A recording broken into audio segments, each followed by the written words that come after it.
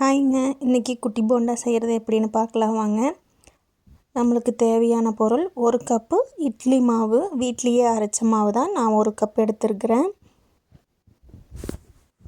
நம்மளுக்கு தேவையான அளவு கடலை மாவு 1 கப் இட்லி மாவு எடுத்திருக்கேன். 1/4 கிலோ கடலை மாவு ஆட் பண்ணிக்கலாம்.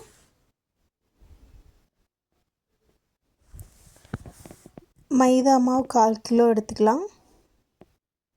எல்லாம் நல்லா மிக்ஸ் பண்ணணும். நம்ம இட்லி மாவு, கடலை மாவு, மைதா மாவு 3 எடுத்துருக்குறோம். இதுக்கு தேவையான அளவு உப்பு ஆட் பண்ணிக்கலாம். 3 மாவு ஆட் பண்ணிவிட்டு தேவையான அளவு உப்பு ஆட் பண்ணிக்கலாம்.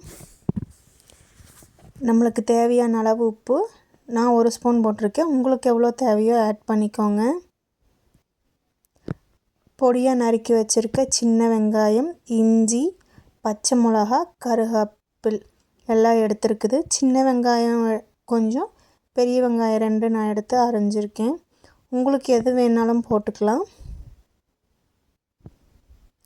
கொத்தமல்லி 1 கைப்பிடி அளவு போட்டிருக்குது.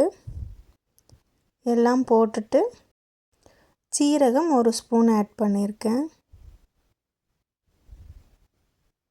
உங்களுக்கு தேவையான அளவு பெருங்காயத்தூள் ஆட் பண்ணிக்கோங்க.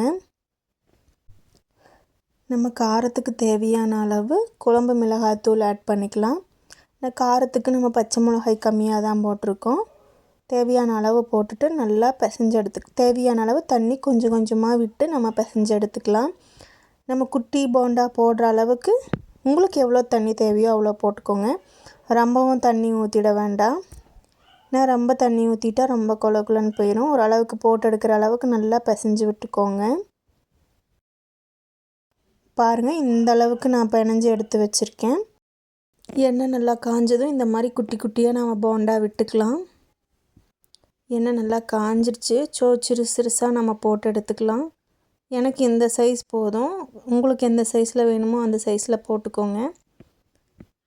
இப்போ நல்லா வெந்துருச்சு, மேலே வந்துருச்சு. நம்ம நல்லா பொன்னிறமாக ஆகிற வரைக்கும் நல்லா வேகட்டும்.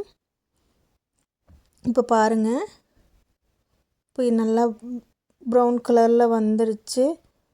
இப்போ போண்டா ரெடியாக இருக்குது நம்மளுக்கு. நெக்ஸ்ட் 2-3 பேட்ச் போட்டு நம்ம மீதி எல்லா மாவையும் போண்டா சுட்டு எடுத்துக்கலாம். இதை அடுத்த பேட்ச் நான் போட்டுட்டேன். ஃபஸ்ட்டு பேட்ச் உப்பு இதெல்லாம் அளவாக இருக்கான்னு போட்டு பார்க்குறக்காக அளவாக போட்டு எடுத்தேன். இப்போ செகண்ட் பேட்ச் நான் நிறையா போட்டு எடுத்துக்கிட்டேன். இப்போ நம்மளுக்கு தேவையான போண்டா ரெடி. உங்களுக்கு பிடிச்சிருந்தா கண்டிப்பாக லைக் பண்ணுங்கள், சப்ஸ்கிரைப் பண்ணுங்கள். ப்ளீஸ் ஃப்ரெண்ட்ஸ் கமெண்ட் பண்ணுங்கள்.